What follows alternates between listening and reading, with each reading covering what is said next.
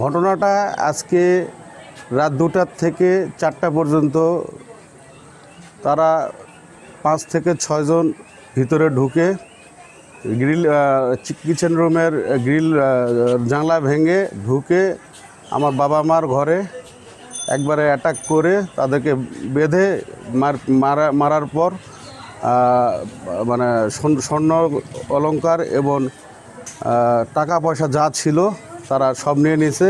এবং আমি দোতলায় থাকি, আমি যেহেতু আমার ফ্যামিলি বগুড়া থাকে, আমার দোতলা ফাঁকা ছিল, তারা দোতলা উঠে আমার ওয়াইফের স্বর্ণ অলংকার এবং আমার প্রায় 5 লক্ষ টাকার কয়েকটা ঘড়ি সহ অনেক কিছু নিয়ে চলে গেছে।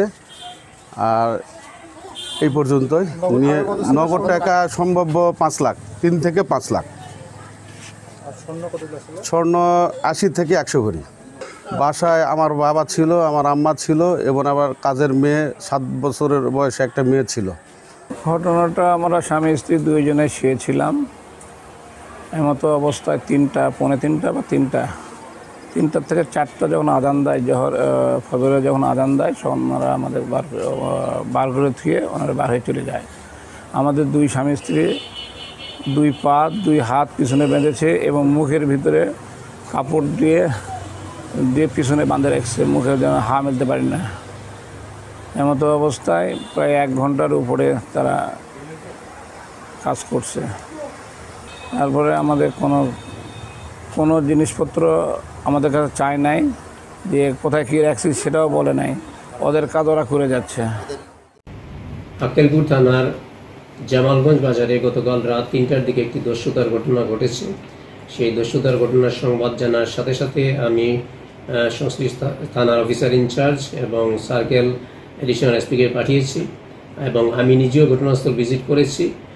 আমরা সেখানে দেখতে পেরেছি যে সিসি ক্যামেরা আছে, সিসি ক্যামেরার মধ্যে 3-4 জন লোককে দেখা গেছে যারা এই দস্যুতার সাথে জড়িত। আমি আশা করি আমরা অতি শীঘ্রই এই বিষয়টা ডিটেক্ট করতে পারবো যারা এই দস্যুতার সাথে জড়িত ছিল। আমি আমার ডিবি সহ অন্যান্য থানা পুলিশকে সবাইকে এঙ্গেজ করেছি যাতে এই বিষয়টা অতি দ্রুত ডিটেক্ট করে।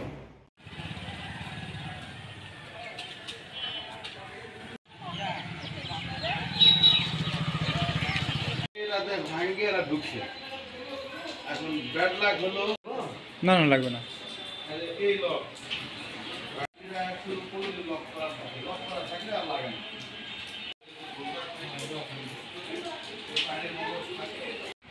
সর্বোচ্চ চেষ্টা করছি, 2টা ইসভিস ক্যামেরা ছিল। ফ্রিকোয়েন্সি মেমোরি প্রবলেম করে, তাছাড়া এর মতন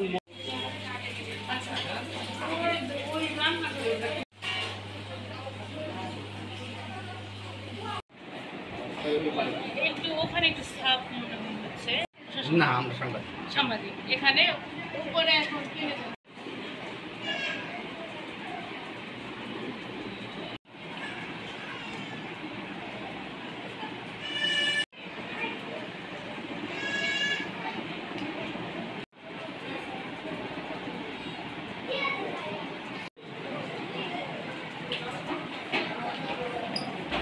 দিয়ে চিতলা বেলা দিচ্ছে আর আম্মা সব কাপড় দিয়ে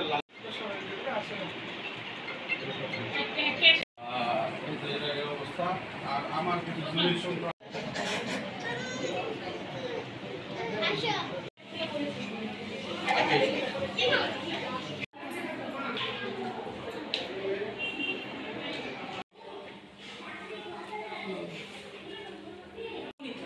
আর আমি 2 মাস আগে এই লোকটা